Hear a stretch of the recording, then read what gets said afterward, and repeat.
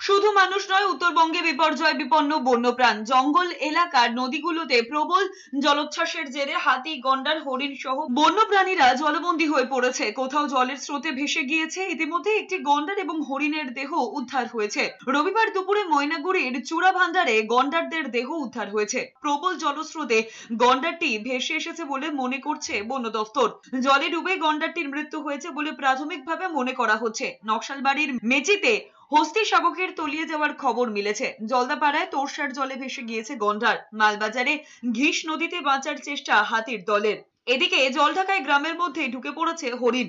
জলের তোড়ে রামসাই জঙ্গল থেকে ভেসে আসতে পারে হরিণটি, এমনটাই মনে করছেন বাসিন্দারা। তারাই হরিণটিকে উদ্ধার করে বন দফতরে খবর দেন।